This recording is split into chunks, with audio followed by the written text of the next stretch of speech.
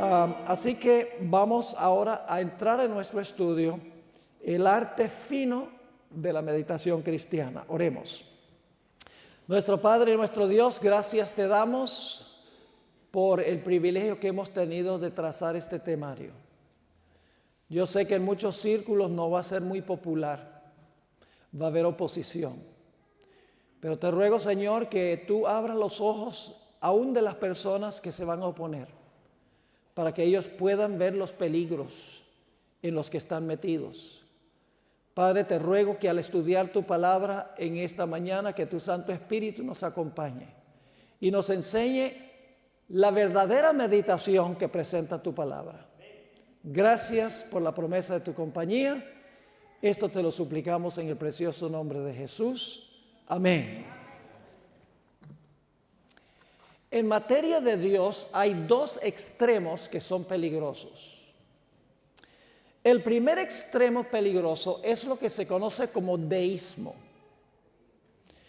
El deísmo básicamente enseña que Dios es completa y totalmente trascendente.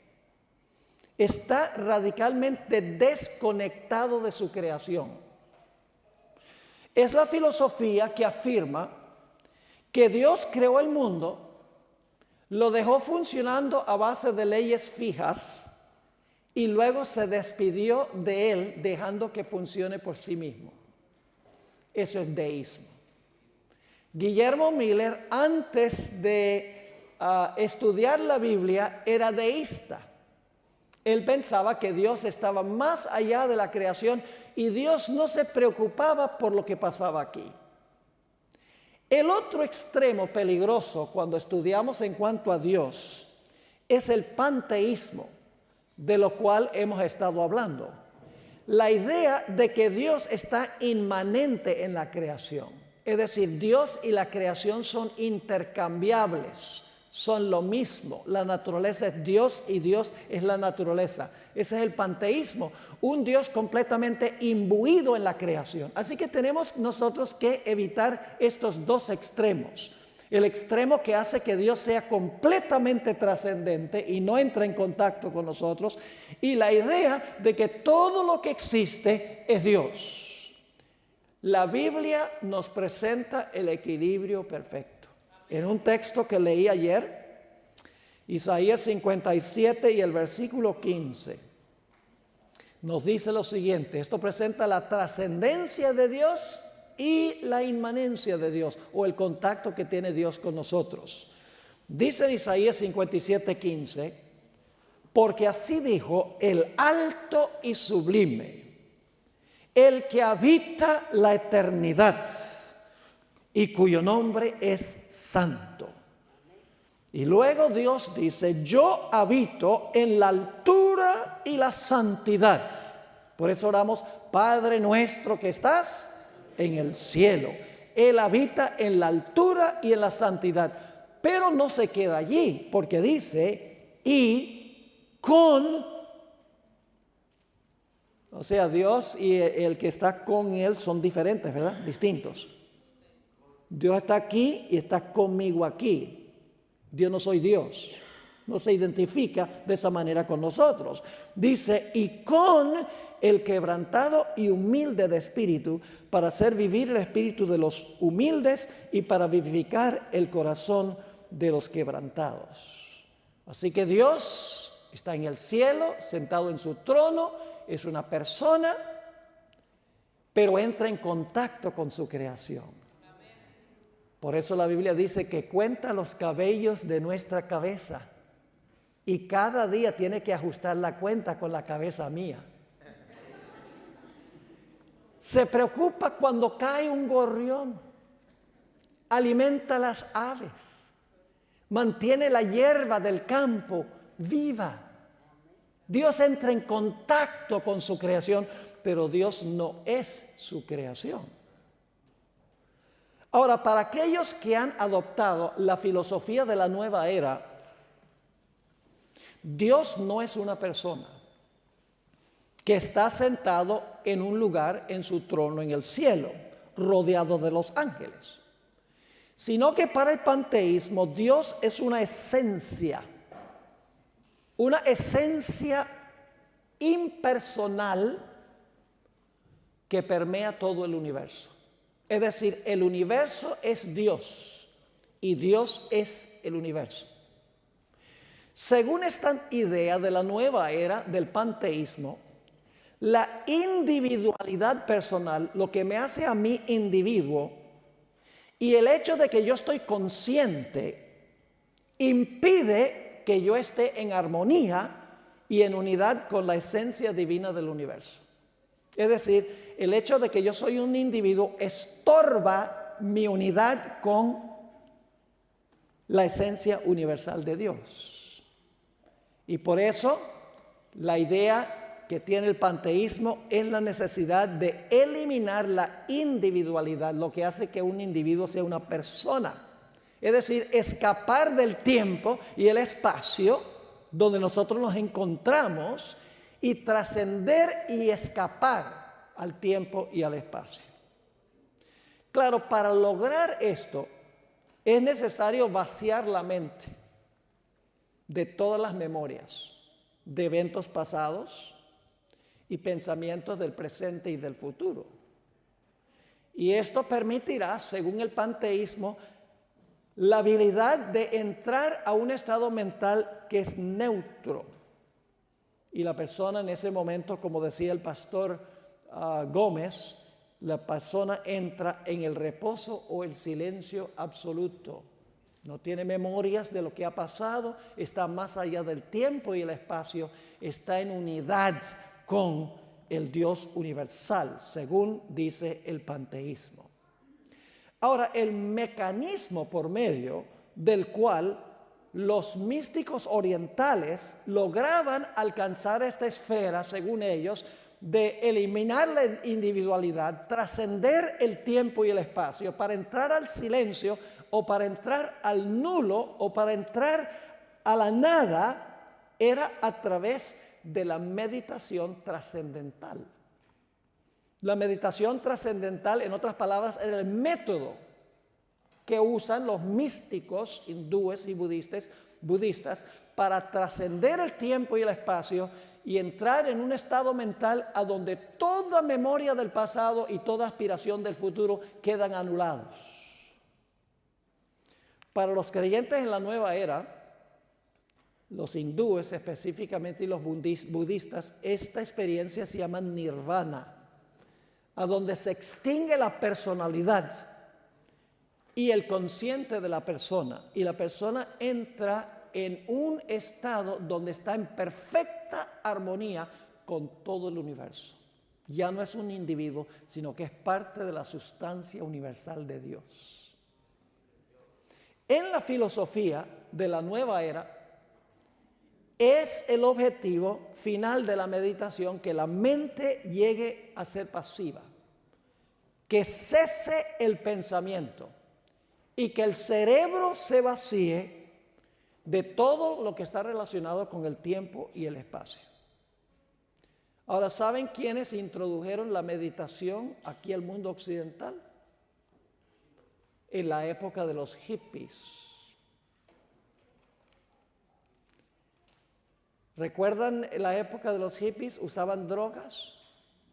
¿Para qué usaban LSD? Usaban LSD con el fin de entrar en un estado consciente alterado, donde no estuvieran conscientes de nada de lo que les rodeaba. Tomaban drogas por ese motivo, para entrar en un trance, en otras palabras. En ese tiempo fue que empezó a tener influencia aquí en el occidente un individuo que se llamaba Maharishi Mahesh Yogi. Era el gurú de los Beatles. Ustedes saben que ellos estaban metidos en el hinduismo y en el budismo. También podríamos mencionar el nombre de Timothy Leary, quien abogaba por el uso de LSD porque producía más o menos lo mismo que otros métodos de meditación que usan los gurús budistas e hindúes. Ahora, por varias décadas, estas teorías de la nueva era no apelaron para nada a las iglesias cristianas. Es más, yo recuerdo, porque yo viví en la época de los 60, yo era un teenager en la época de los 60, así que yo puedo recordar muy bien, que se escribieron muchos libros en contra de estas ideas de la nueva era, libros cristianos, de parte de muchos líderes denominacionales diciendo no se metan en estas cosas porque son peligrosas. Pero con el transcurso del tiempo y en años más recientes, se ha adoptado en varias iglesias cristianas, entre los protestantes y los católicos, una modificación de estas prácticas hindúes y budistas. Primero, esto entró al mundo católico y luego penetró a las iglesias protestantes y más recientemente ha entrado en algunos círculos de la Iglesia Adventista del Séptimo Día. Quiero leerles algunas citas. El pastor Gómez leyó algunas de algunos de los líderes de este movimiento, pero quiero ahora leer algunas citas de individuos que profesan ser cristianos, católicos y protestantes, y lo que ellos dicen que es el objetivo final de la oración contemplativa y la formación espiritual. Voy a leer primero de Willie J. Jagger, un monje católico del orden de los benedictinos. Él dijo, está hablando de repetir la palabra que mencionó el pastor Gómez, de repetir una palabra vez tras vez tras vez para auto-hipnotizarse o para entrar en un trance. Él recomienda lo siguiente: no piense en el significado de la palabra. Todos los escritores místicos insisten que debe cesar el pensar y el reflexionar. Sencillamente susurre la palabra silenciosamente, echando a un lado todos los sentimientos y pensamientos. Otro individuo que apoya esta idea de entrar a una esfera donde no hay tiempo ni espacio, entrar al silencio, tal llamado, es William Johnston, sacerdote jesuita y zen budista al mismo tiempo. Esto es lo que escribió: cuando uno penetra los niveles más profundos de la oración contemplativa, tarde o temprano uno siente el nulo, el vacío, la nada, el profundo silencio místico. Cesa el pensar. Otro individuo que aboga por estas prácticas se llama Brennan Manning, místico católico romano. Escribió lo siguiente: deje de pensar, repita la palabra lentamente y con frecuencia y entre al gran silencio de Dios y oirá la voz del amor. Ya eso debe preocuparnos. Richard Foster, un cuáquero, solo hemos tenido un presidente en Estados Unidos cuáquero, Richard Nixon. Y ustedes saben cómo terminó Richard Nixon, no entremos en eso. Escribió lo siguiente Richard Foster, Celebration of Discipline: en su imaginación, permita que su cuerpo espiritual, ahora escuchen esto, si no tiene una relación con el espiritismo, permita que su cuerpo espiritual, resplandeciente de luz, se levante y salga de su cuerpo físico. Asegúrele que volverá. Penetre más y más profundamente al espacio exterior, es decir, la esencia universal, hasta que no haya nada sino la presencia cálida del eterno Creador. Repose en su presencia. Y ahora piense esto: escuche atentamente a cualquier instrucción que le imparta. Cuando usted vacía su mente, y la mente está inactiva y alguien le habla, ¿cómo sabe usted que es Dios o es Satanás? Sin comparar con lo que dice la Biblia. ¿Saben? Es muy interesante que nosotros tenemos un papa jesuita, Francisco I. ¿Sabe dónde se originaron los jesuitas? En 1534, San Ignacio de Loyola. Y San Ignacio de Loyola escribió lo que se conoce como los ejercicios espirituales, que básicamente es de esta idea de entrar en un trance, en un estado consciente alterado. Y no es coincidencia, el pastor Gómez mencionó a Thomas Merton.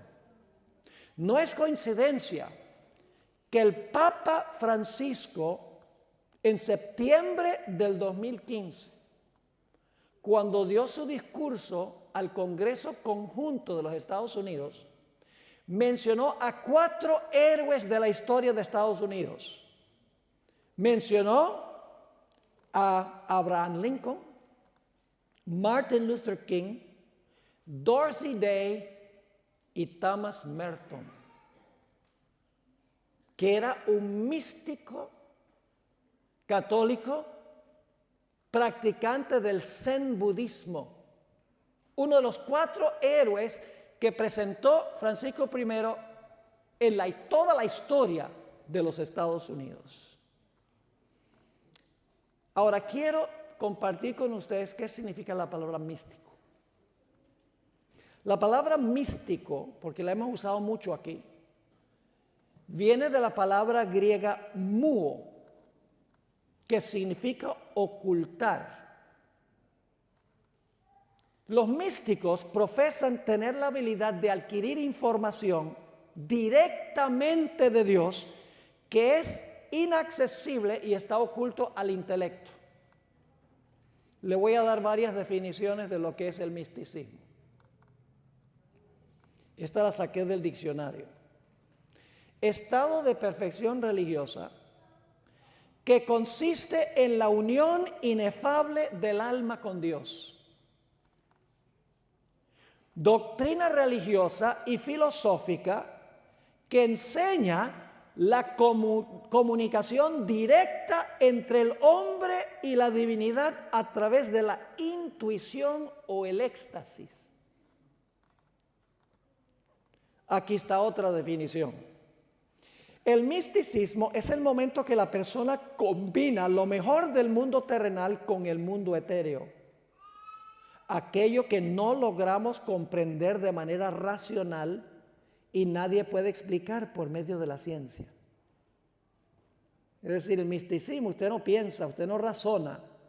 El misticismo, supuestamente, usted entra en este estado de consciente alterado y entonces usted va a escuchar la voz de Dios directamente. Aquí hay otra definición. La creencia que el conocimiento de Dios, de la verdad espiritual o de la realidad última, escuchen con cuidado esto, la creencia que el conocimiento directo de Dios, la verdad espiritual o la realidad última se puede adquirir por medio de una experiencia subjetiva.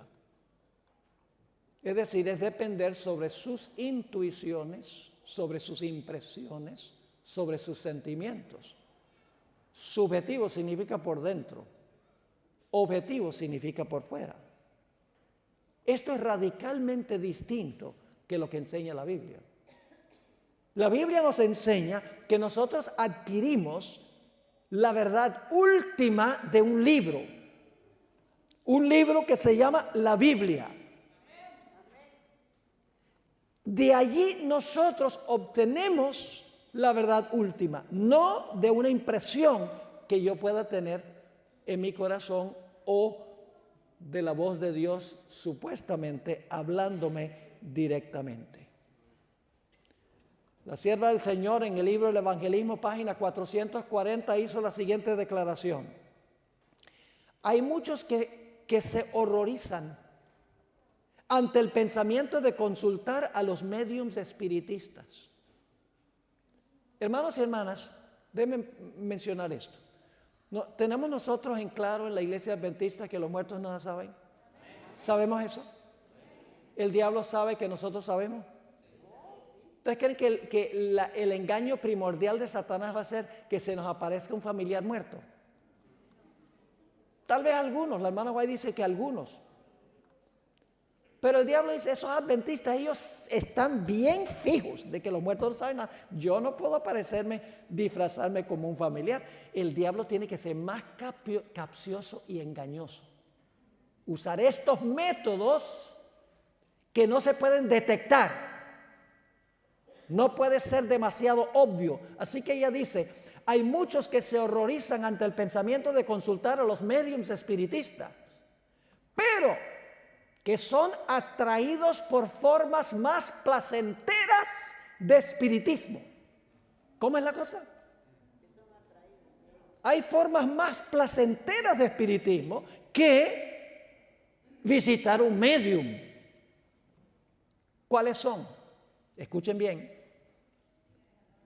Tales como el movimiento de Emanuel, no voy a entrar a describir eso. Aún hay otros que son descarriados por las enseñanzas de la ciencia cristiana. Mary Baker Eddy, que decía que nuestro cuerpo no es realidad material, es una ilusión. Y luego dice, y por el misticismo de la teosofía y de otras religiones orientales. ¿Estaba la hermana White consciente de las religiones orientales? Como el hinduismo y el budismo. ¿Lo conectó con el espiritismo? Sí, pero no es el espiritismo del tipo de ir a visitar un medium. No, eso es demasiado obvio. Un método distinto donde la persona llegue a creer que Dios se comunica directamente con él aparte de la palabra de Dios. En algunas personas, en algunos lugares específicamente, hermanos y hermanas, algunas iglesias adventistas, cuando viene el culto apagan todas las luces. Y el propósito es apagar las luces para que uno pueda entrar en un ambiente para poder sentir la presencia de Dios. Pero mis hermanos y hermanas, la Biblia nos dice que Dios es un Dios de luz. La Biblia dice, lámpara es a mis pies tu palabra y lumbrera a mi camino. Algunos dicen, bueno, pero hay que vaciar la mente porque hay que sacar toda la oscuridad primero para meter la luz. Yo pregunto, para ustedes eliminar las tinieblas de un cuarto, tienen que sacar todas las tinieblas y luego prenden la luz.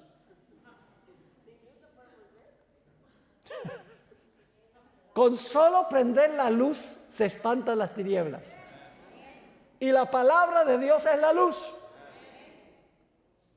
Por eso este lugar está iluminado, no está oscuro. Porque estamos para leer la Biblia, no para sentir, sino para estudiar la palabra objetiva de Dios. La sierva del Señor, en Mensajes Selectos, tomo 1, página 236, dijo algo muy interesante. Hablando del libro de Kellogg, dijo, no necesitamos el misticismo que hay en este libro. ¿Qué es el misticismo? La idea de que la persona puede ignorar la Biblia y depende de que Dios les habla directamente en este estado mental del cual hemos estado hablando. No necesitamos el misticismo que hay en este libro. Los que fomentan estos sofismas, escuchen esto con cuidado, los que fomentan estos sofismas pronto se encontrarán en una posición a donde el enemigo puede hablar con ellos y apartarlos de Dios. Y usted entra en este estado de contemplative prayer. Este misticismo, que es la idea de que Dios, usted entra en este estado y Dios se comunica directamente con usted y que la Biblia no importa. Dice ella que esto finalmente puede llevar al momento de que el enemigo hable con ellos para apartarlos de Dios. Sigue la hermana White. Me ha sido mostrado que el autor de este libro está en un sendero falso. Ahora escuchen esto. Ha perdido de vista las verdades distintivas para este tiempo. ¿Qué es lo que olvidó? ¿Cuáles son las verdades distintivas de la iglesia adventista? ¿El santuario? ¿La ley? ¿El sábado? ¿El juicio? ¿La reforma por salud? ¿El estado de los muertos? Doctrinas que nos distinguen de las demás iglesias. Verdades distintivas. La hermana White dice que el doctor Kellogg, con su misticismo, la idea de que Dios podía hablar directamente con él, llegaba el momento en que el diablo hablaba y él pensaba que era Dios. Y dice que ha olvidado las verdades distintivas para este tiempo. ¿Saben que en nuestro ministerio, en Secrets Unsealed, recibimos, y Aileen les puede confirmar esto, recibimos cartas, correos electrónicos, llamadas telefónicas, donde la gente de muchas partes del mundo dicen, ¿qué está pasando con la iglesia? Llevamos años que no escuchamos un tema sobre el santuario. Llevamos años que no escuchamos el nombre de Elena G. de White mencionado en el púlpito. Llevamos años que no escuchamos un sermón sobre la segunda venida de Cristo. Llevamos años donde no escuchamos un tema sobre las normas cristianas, la necesidad de vestir como debemos vestir, de comer como debemos comer, de tener cuidado de los lugares donde nosotros vamos. Son muchos, en muchos sitios del mundo, mis hermanos y hermanas. Es un problema mundial, este problema. Sigue diciendo la sierva del Señor, no sabe el doctor Kellogg hacia dónde tienden sus pasos. El sendero de la verdad se halla muy cerca del sendero del error y ambas sendas pueden parecer ser una para las mentes que no son guiadas por el Espíritu Santo y que, por lo tanto, no están prontas para discernir la diferencia entre la verdad y el error. Qué tremenda cita esta. Los autores cristianos contemporáneos de hoy en día usan terminología distinta para describir estos métodos místicos. Le dicen oración contemplativa, la oración centradora, centering prayer, la oración que escucha, listening prayer, pero todo se refiere a la misma práctica. El objetivo final de todos estos métodos que se han infiltrado a la iglesia, inclusive los libros no adventistas que apoyan esta práctica, están siendo recomendados en nuestras escuelas, como ustedes pudieron ver. El objetivo es suspender todo pensamiento y entrar en contacto directo con Dios para que Él hable. Saben que mi contacto con Dios es a través de la Biblia. Así me habla Dios a mí. Pero yo no puedo confiar en una vocecita que yo oigo por ahí, porque puede no ser la voz de Dios. Ahora, a fin de entrar a este silencio, hay que deshacerse de todas las distracciones externas, porque uno se distrae. Así que muchos cristianos están abogando porque se use un mantra. Ellos no le dicen mantra. ¿Han oído hablar del mantra? Es una palabrita que se repite vez tras vez, tras vez, tras vez, tras vez, tras vez, que produce como un autohipnotismo y lleva a la persona a entrar a este estado de trance, este estado donde está más allá del tiempo y del espacio. ¿Sabe lo que significa la palabra mantra? Es una palabra que viene del sánscrito. La palabra man significa pensar y tra, librado de. Es decir, la palabra mantra significa librado de pensar. Yo pregunto, ¿eso es lo que nos anima a Dios a hacer a nosotros? Dejar de pensar. a llegar a ser cabeza hueca. Airhead. Eso no es lo que Dios nos está pidiendo. Y fíjense, hermanos y hermanas, hay una serie de autores católicos y protestantes que están apoyando este tipo de práctica y ha entrado en algunos círculos de la iglesia adventista. Tal vez el más conocido es San Ignacio de Loyola, hace mucho tiempo. Él mismo dijo que había adquirido esto de los místicos antiguos. Está Thomas Keating, un ecumenista católico romano. Fuerte énfasis da este hombre en el ecumenismo, en la unidad de todos los cristianos. Mencioné a Willigis Jaeger, monje católico del orden de los benedictinos y zen budista. Henry Nouwen, que mencionó el pastor Gómez, sacerdote católico romano, que enseñó por muchos años en la Universidad de Notre Dame, en Harvard y en Yale. Así que ustedes pueden imaginarse cuántos alumnos no pasaron por sus clases. William Johnston, sacerdote jesuita y maestro zen budista.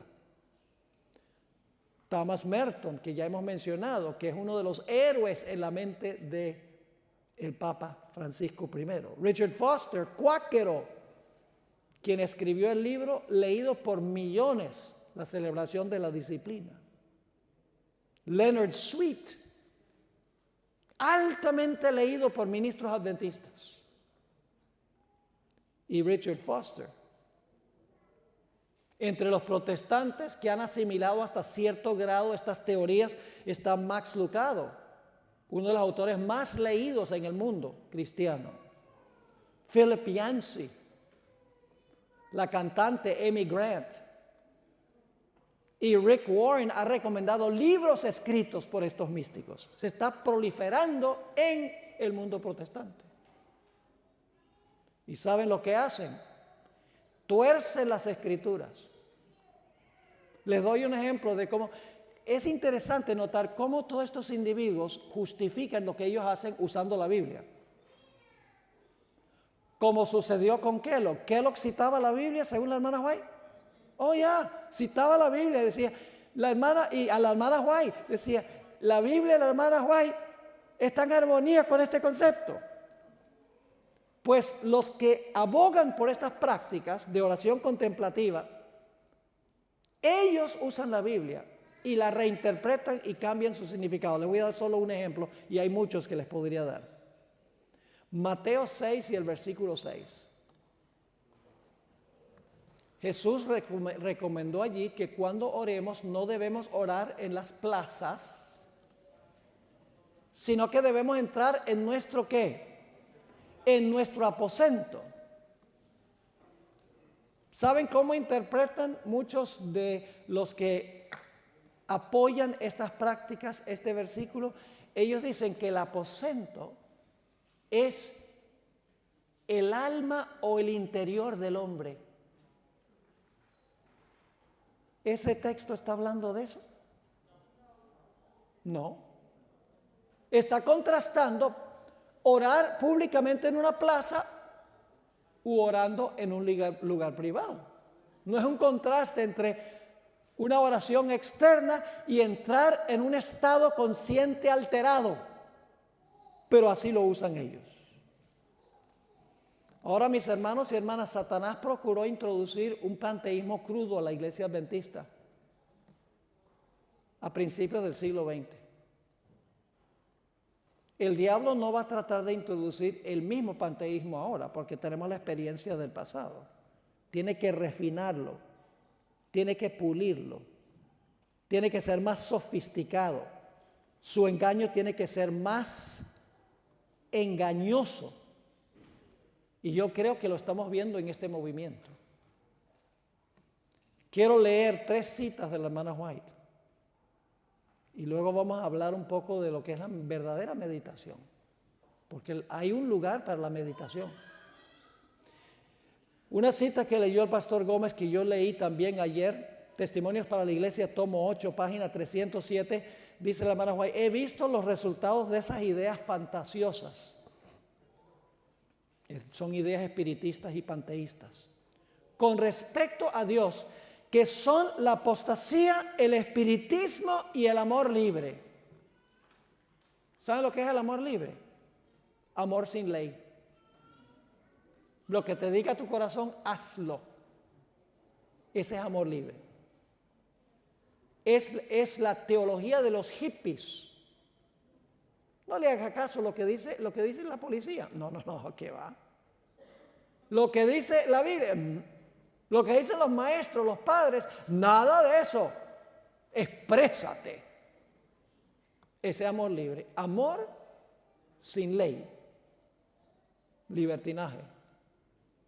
Así que ella dice que esto lleva a la apostasía, el espiritismo y el amor libre. Y luego dijo, al principio la tendencia al amor libre que promueven estas enseñanzas estaba tan oculta que era difícil explicar con claridad su verdadero carácter. Imagínense, ni siquiera la hermana White, que era profetisa, podía explicar esto. ¿Qué esperanza tenemos nosotros? Hasta que el Señor me hubo presentado el asunto, no sabía cómo llamarlo, pero he recibido la orden de llamarlo amor espiritual impío. Y saben, el pastor Gómez leyó una cita en el tema de ayer en la mañana, a donde la hermana White dijo que ella tuvo que enfrentarse a esto temprano en su ministerio, en la idea de la carne santificada. Y luego en el año 1900, el campestre de Indiana, mis hermanos y hermanas, no era solamente un asunto de la música. Había una herejía conectada con la música que era la misma doctrina de la carne santificada. Es la idea de que cuando una persona se convierte, le es quitada su naturaleza pecaminosa y tiene carne santa. Eso no va a pasar hasta que Cristo venga. Tendremos nuestra naturaleza pecaminosa hasta que Jesús venga. Pero por la gracia de Dios se vencerá y subyugará esa naturaleza pecaminosa antes que Jesús venga. Y saben, los que estaban enseñando la carne santificada, ellos decían, oh, yo soy santo, ya tengo carne santa, y estaban viviendo en adulterio. Entonces, ¿qué decían? Eso no es pecado, porque yo tengo carne santa. ¿Están entendiendo por qué la hermana White dice esto? La sierva del Señor mencionó en Mensajes Selectos, tomo 1, página 231, no os engañéis, muchos se apartarán de la fe prestando atención a espíritus engañadores y a doctrinas de demonios. Tenemos ahora delante de nosotros el alfa de este peligro, ese es el movimiento de Kellogg. La omega será de una naturaleza alarmante. Yo creo que estamos viendo esa naturaleza alarmante hoy y se va a intensificar. En el mismo libro, página 233, la sierva de Dios dice, en el libro Living Temple se presenta el alfa de herejías mortíferas. La omega seguirá y será recibida por los que no estén dispuestos a prestar atención a la amonestación que Dios ha dado.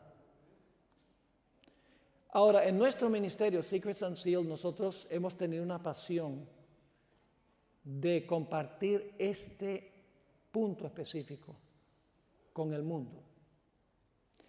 Nuestro ministerio tiene el propósito primordial de levantar en alto la fe adventista como fue establecida por los pioneros de la iglesia. Levantar en alto toda doctrina de la iglesia adventista del séptimo día. Fortalecer a la iglesia en el mensaje adventista. Ese es el mayor enfoque de nuestro ministerio. Claro, muchas gentes llegan a ser adventistas a través de nuestros materiales también. Recibimos cartas y llamadas de gente. Donde quiera que yo voy, viene, mire, yo vi la serie de Génesis y me presenté en la iglesia y me bauticé. Es decir, alcanza a los no adventistas, pero nuestro objetivo principal es que nuestra hermandad conozca el mensaje y se pueda mantener firme en el mensaje. Y si la gente se ha ido de la iglesia, que entienda el mensaje y regrese y que estén fuertemente en la iglesia. El mensaje que yo predico es el mismo mensaje que llevo predicando por 40 años. No ha variado. Y algunos dicen, mire, el pastor Bor se ha ido al extremo. Pero el problema es que ellos se han movido tanto del centro que me ven lejos.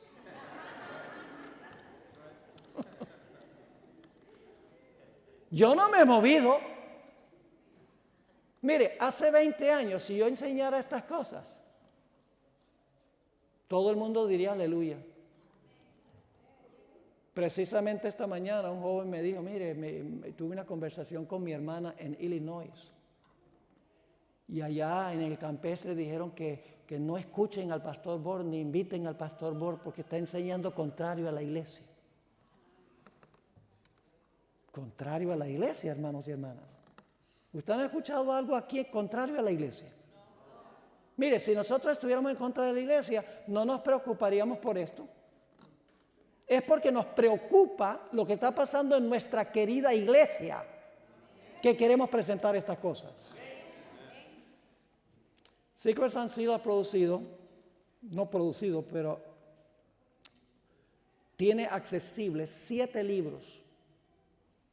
Lamentablemente uno solo está en español, que trata esta temática que estamos estudiando aquí. El libro de Thomas Mostert, que mencioné ayer, Hidden Heresy, herejía oculta, la tenemos disponible. El libro Culto en el trono de Satanás es el que está en español, el que escribí yo, un libro supremamente importante. El libro de Rick Howard, The Omega Rebellion, él estuvo metido en estas cosas, así que habla por experiencia. El libro de Howard Peth, The Dangers of Contemplative Prayer, los peligros de la oración contemplativa. Otro libro de Rick Howard, Meet It, enfréntate a él. Dave Fiedler, quien presentó ese tema largo, tiene un libro muy importante que se titula Tremble, tiembla, porque la hermana White tembló por nuestro pueblo. Y un trato un poco más filosófico, el libro de Carsten Johnson, quien fue mi profesor en la Universidad de Andrews hace muchos años, escribió un libro que se llama The Mystic Omega of End Time Crisis. Ya hace 40 años, cuando yo lo tuve de profesor, ya estaba prediciendo exactamente lo que estamos viendo hoy en la iglesia. Casi podría decir que es un libro profético, porque lo que él dijo iba a pasar, está pasando. La omega mística de la crisis final se llama. Ahora, mis hermanos y hermanas, el ataque de Satanás es en contra de nosotros depender de la palabra objetiva de Dios. Él quiere que nosotros dependamos de todo menos de la palabra de Dios. La sierva del Señor dice en el Conflicto de los Siglos, página 545, Satanás hace creer al mundo que la Biblia no es más que una mera ficción. O cuando mucho un libro apropiado para la infancia de la raza, del que debe hacerse poco caso ahora, o echarlo a un lado por anticuado. Ahora escuchen bien, ¿qué es lo que quiere hacer Satanás? Echar a un lado la Biblia. Ese libro está anticuado, eso fue escrito hace 2000 años. ¿Qué puede decirnos a nosotros ese libro hoy? Pero Satanás tiene un reemplazo. En lugar de la Biblia, que uno echa al lado, fíjense lo que dice. Y para reemplazar la palabra de Dios, ese mismo Satanás ofrece sus manifestaciones espiritualistas. Ahora, ¿por qué Satanás quiere tener que nosotros dependamos sobre estas manifestaciones espiritualistas? Viene la explicación. Estas están enteramente bajo su control. ¿El misticismo está bajo control de quién? De Satanás. Él controla. La persona que deja de pensar, vacía la mente, está a la misericordia de Satanás. Estas están enteramente bajo su control. Y mediante ellas, escuchen bien, puede hacer creer al mundo lo que quiere. Pone en la sombra, precisamente donde le conviene que esté, el libro que le juzgará a él y a sus seguidores y hace aparecer al Salvador del mundo como un simple hombre. ¡Wow! ¡Qué cita tan espectacular esa! Así que Satanás dice, no, la Biblia no, esa échala a un lado. ¿Depende de qué? Del misticismo. Porque él puede controlar en absoluto el misticismo, pero no puede controlar la palabra de Dios. Porque la palabra está escrita. Y Dios la puso así como Él quiere que esté. La estrategia, hermanos y hermanas, de Satanás es que nosotros tomemos decisiones sobre el bien y el mal a base de una norma subjetiva y personal. Por eso ha inventado una serie de filosofías y prácticas: el existencialismo, el espiritismo, el panteísmo, la oración contemplativa, la iglesia emergente, el posmodernismo, la clarificación de valores, la neortodoxia, la ética de situación, la nueva era, el psicoanálisis. Todo eso depende de una norma interna para tomar decisiones que tienen que ver con la moral. Al final de la historia nosotros no vamos a poder depender de nuestras impresiones, nuestras emociones, nuestras intuiciones, sentimientos y razonamientos. Tendremos que vivir por una, así dice Jehová. Para eso tenemos que conocer la Escritura. Ahora hablemos un poco de la meditación cristiana, la genuina. Porque ya hemos visto, la idea de vaciar la mente es falso. Satanás tiene una falsificación para todo lo que Dios tiene verdadero. Entonces tiene que haber una meditación verdadera. Ahora, mis hermanos y hermanas, es extremadamente peligroso vaciar la mente y no llenarla. Ustedes conocen el pasaje en Lucas 11, 24 al 26, donde dice: cuando el espíritu inmundo sale del hombre, anda por los lugares secos buscando reposo. Y no hallándolo, dice, ¿ve? Porque se vació, pero no se volvió a llenar. Volveré a mi casa donde salí. Y cuando llega, la haya barrida y puesta en orden. Encuentra el cerebro vacío, limpiecito. Y entonces va y toma otros 7 espíritus peor que él. ¿Ven la relación con el espiritismo? Y entrados moran allí, y el postrer estado de aquel hombre viene a ser peor que el primero. Mis hermanos y hermanas, la meditación bíblica no consiste en vana repetición de una palabra, ni el vaciar la mente.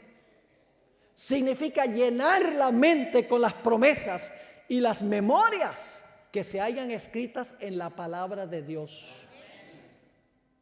En la meditación cristiana el cerebro está activo, está involucrado, razonando, pensando, reflexionando, meditando. No está en neutro, no es un nulo, no es un vacío. El propósito de Dios no es vaciar la mente para escuchar la voz de Dios. El propósito es llenar la mente con la palabra de Dios. Ahora, es cierto que muchas veces nosotros tenemos un obstáculo grande a la meditación sobre la palabra, por el ajetreo de la vida. La hermana White dice en el libro El Hogar Cristiano, página 473, en esta era del mundo existe un afán de placeres que no tiene precedente. Por doquiera prevalecen la disipación y una prodigalidad temeraria. Las muchedumbres ansian divertirse. La mente se vuelve trivial y frívola porque no se acostumbró a la meditación ni se disciplinó en el estudio. El ajetreo de la vida impide que nosotros entremos en un estado donde podamos en realidad llenar la mente con las cosas de Dios. Sigue diciendo la hermana White: un sentimentalismo ignorante es cosa corriente. Dios requiere de toda alma que sea culta, refinada, elevada y ennoblecida.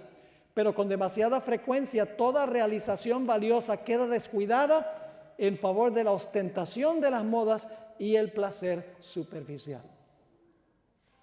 Ahora voy a darles algunas claves antes de leerle varios versículos de la Biblia y del Espíritu Profecía, algunas claves de cómo practicar la meditación cristiana. Porque de nada vale sencillamente decir que debemos llenar la mente, pero necesitamos tener ciertas técnicas. Número 1, el mejor tiempo para meditar es temprano por la mañana. Bueno, no diría a las 3. Pero temprano antes que comience el bullicio y el ajetreo de la vida.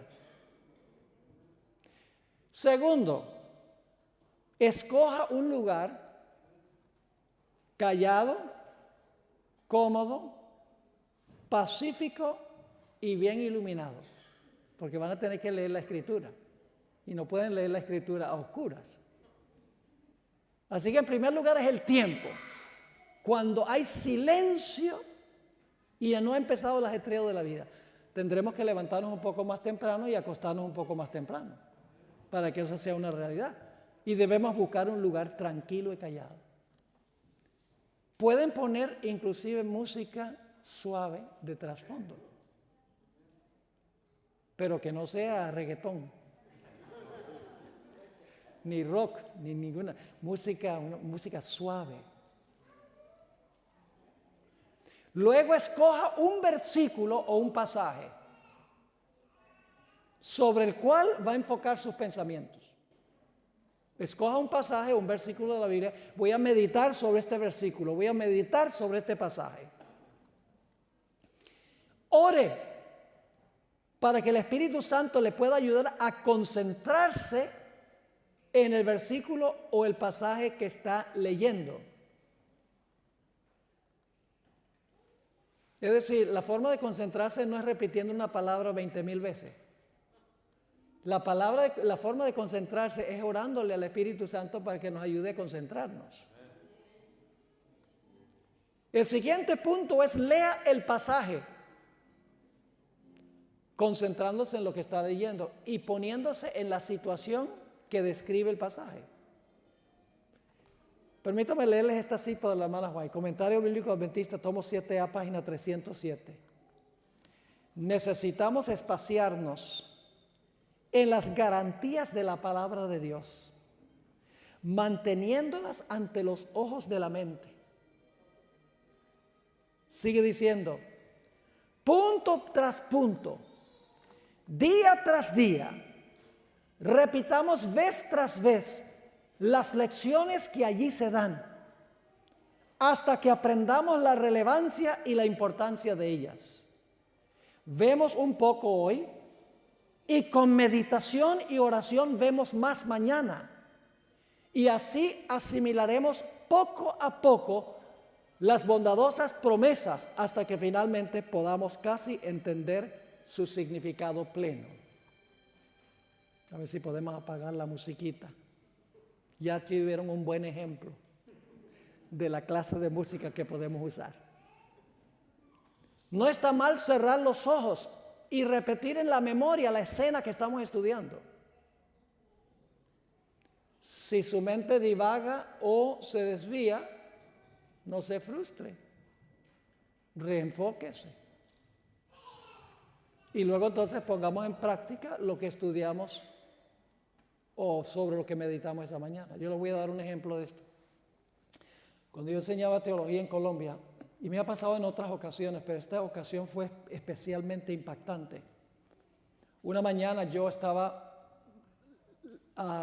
meditando sobre la vida final de Jesús, como dice la hermana White, 1 hora de reflexión.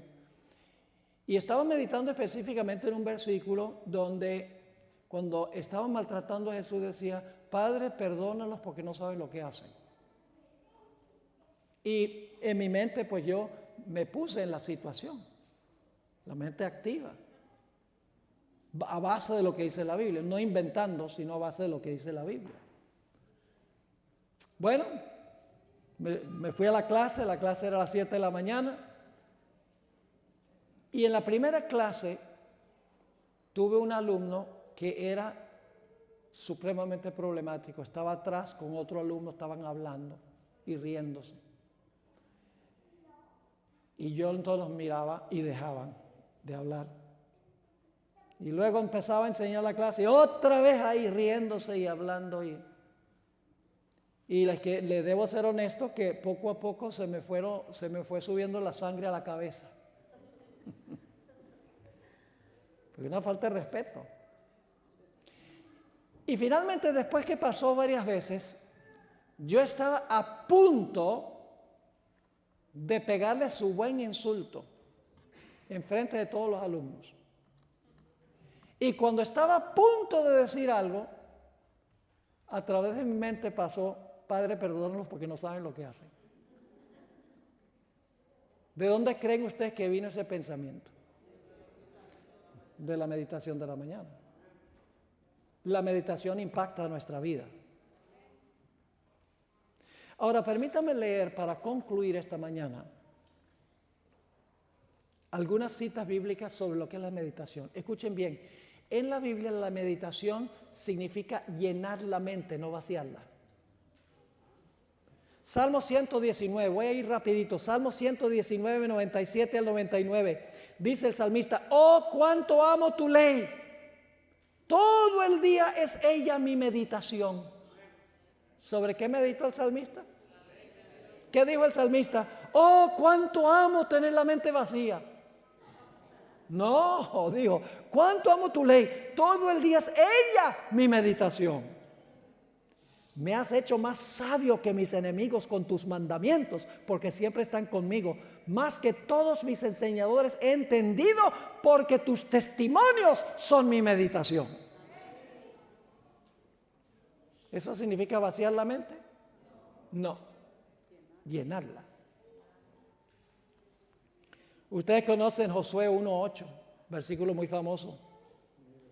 Nunca se apartará de tu boca este libro de la ley, sino que de día y de noche meditarás en él. ¿En qué? En el libro de la ley. ¿Y cuál es el propósito de meditar en la ley? ¿Cuál es el propósito? Para que guardes y hagas conforme a todo lo que está en él escrito. Porque entonces harás prosperar tu camino y todo te saldrá bien. ¿Cuál es el propósito de meditar? Para guardar y hacer todo lo que conforme a lo que está aquí escrito.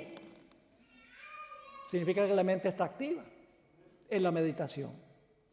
Ustedes conocen muy bien el Salmo 1 al 3, casi lo pueden repetir de memoria.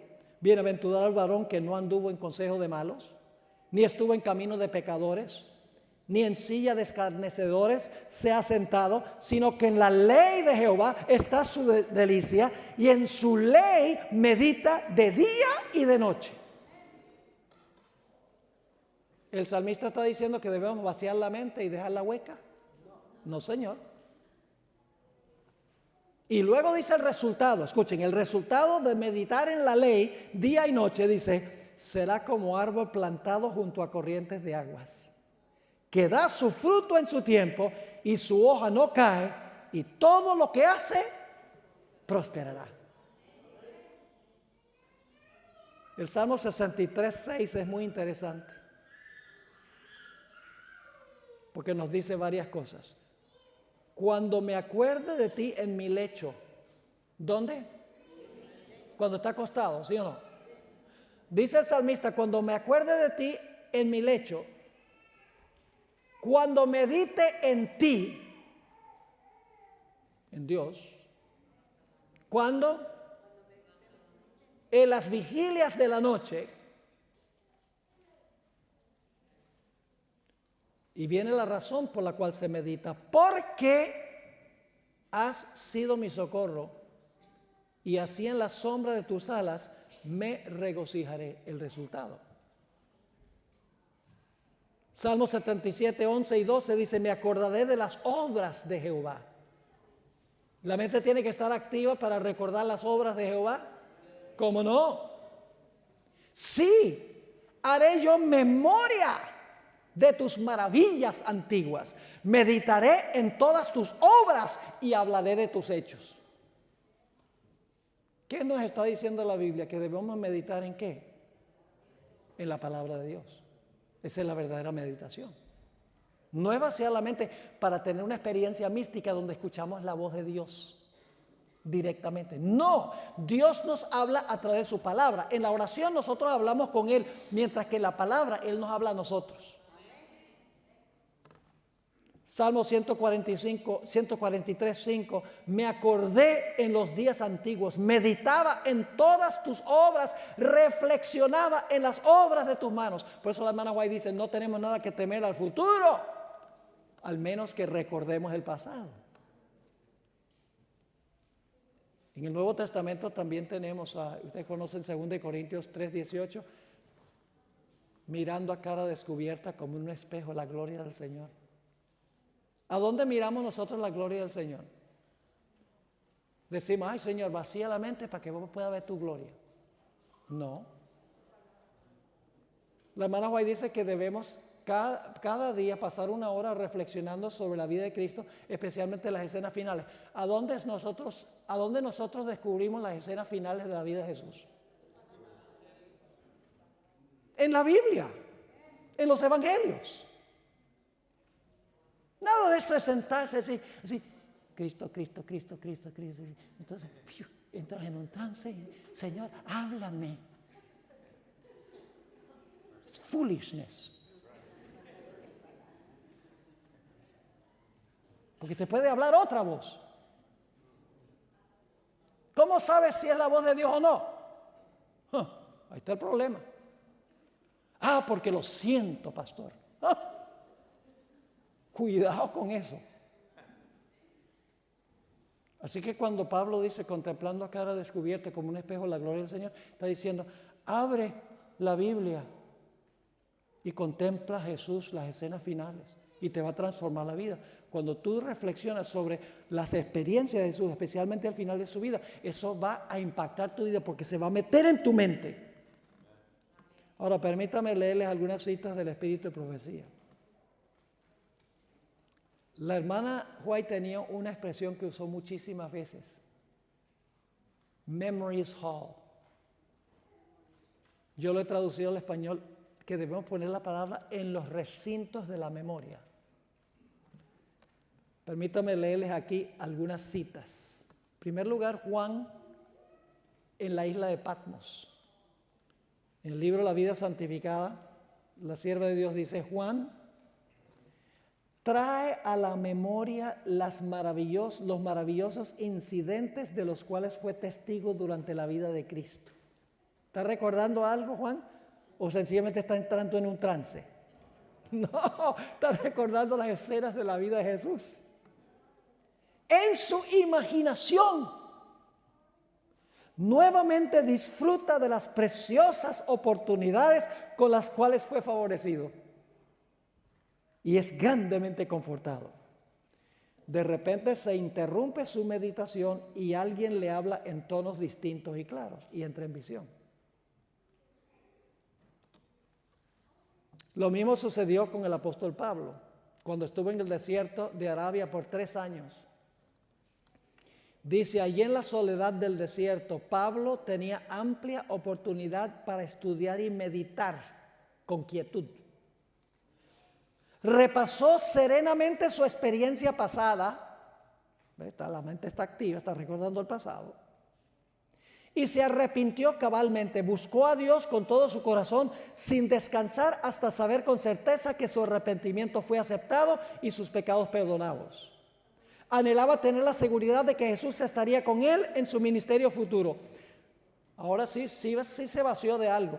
Dice, vació su alma de los prejuicios y tradiciones que hasta entonces habían amoldado su vida y recibió instrucción de la fuente de la verdad. Jesús tuvo comunión con él y lo estableció en la fe, concediéndole una rica medida de sabiduría y gracia. Tengo varias citas más, permítame leerles 2 o 3 antes de terminar. Al contemplar a Jesús, al hablar de Él, al reflexionar sobre la hermosura de su carácter, somos cambiados. Cambiados de gloria en gloria. ¿Y qué es gloria? El carácter. Somos cambiados de carácter en carácter. Así vemos que transpira una obra de purificación mientras contemplamos a Jesús. Aquí hay otra. Jesús viene para presentar las ventajas y las bellas imágenes de las cosas celestiales, para que las atracciones del cielo se hagan familiares a los pensamientos y que los recintos de la memoria se adornen con los cuadros de la hermosura celestial y eterna. Debemos pensar en cómo es el cielo.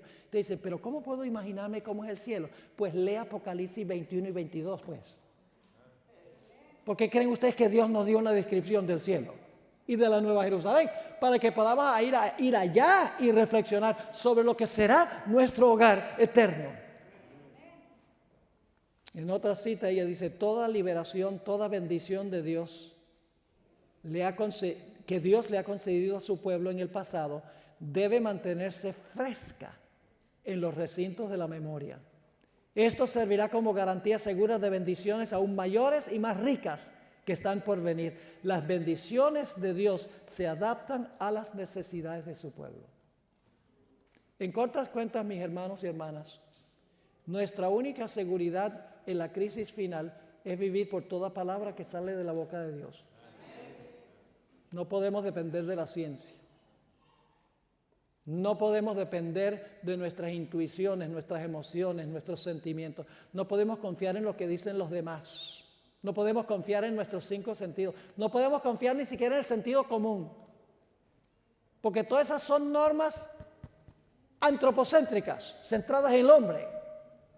Toda decisión tiene que ser en armonía con la palabra de Dios. La palabra externa objetiva de Dios. Ese es el meollo de todo lo que hemos hablado aquí. Leo 2 citas para terminar. Pero Dios tendrá en la tierra un pueblo que sostendrá la Biblia y la Biblia sola como piedra de toque de todas las doctrinas y la base de todas las reformas. Ni las opiniones de los sabios, ni las deducciones de la ciencia, ni los credos o decisiones de concilios tan numerosos y discordantes como lo son las iglesias que representan, ni la voz de las mayorías, nada de esto, ni en conjunto ni en parte, debe ser considerado como evidencia en favor o en contra de cualquier punto de fe religiosa.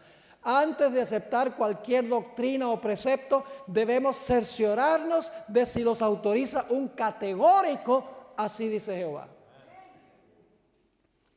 Y la última cita es el Conflicto de los Siglos, página 11.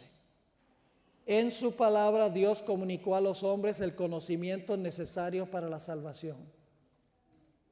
Las santas escrituras deben ser aceptadas como dotadas de autoridad absoluta y como revelación infalible de su voluntad. Constituyen la regla del carácter, nos revelan doctrinas y son la piedra de toque de la experiencia religiosa. Es decir, indican si su experiencia religiosa es correcta o no. Toda escritura es inspirada por Dios y es útil para enseñanza, para reprensión, para corrección, para instrucción en justicia, a fin de que el hombre de Dios sea perfecto, estando cumplidamente instruido para toda buena obra. Los adventistas se han llegado a conocer como el pueblo del libro. Dios quiera que nosotros no lleguemos a ser conocidos como el pueblo de la experiencia subjetiva. Porque eso tienen todas las demás iglesias. Escuchen bien, esto tiene implicaciones ecuménicas inmensas. Porque la idea de todas estas prácticas es que nos olvidemos de nuestras diferencias doctrinales y nos unamos todos en esta esencia universal, unidad universal. Echemos a un lado nuestra individualidad, nuestros gustos personales y sencillamente nos unamos en un ecumenismo global. Y ustedes saben que eso es lo que está pasando. ¿Sabían ustedes que el próximo año el Papa va a ir a celebrar los 500 años de Martín Lutero?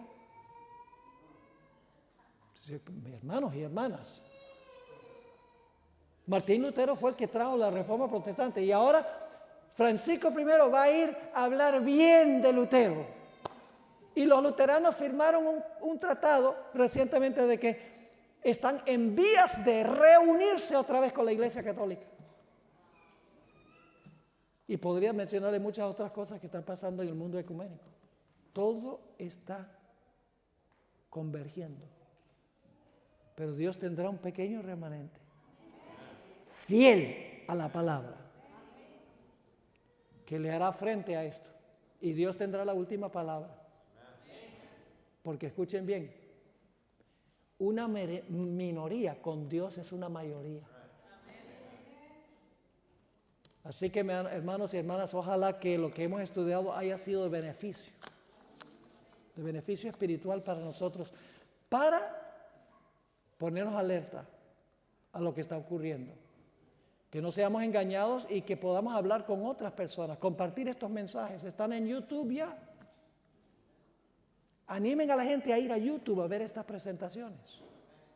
Mándelas con un link a personas que ustedes conocen, porque de esa manera se prolifera el mensaje, para que el pueblo remanente de Dios pueda saber bien lo que está pasando y cómo protegerse de lo que está ocurriendo, y pronto se intensificará.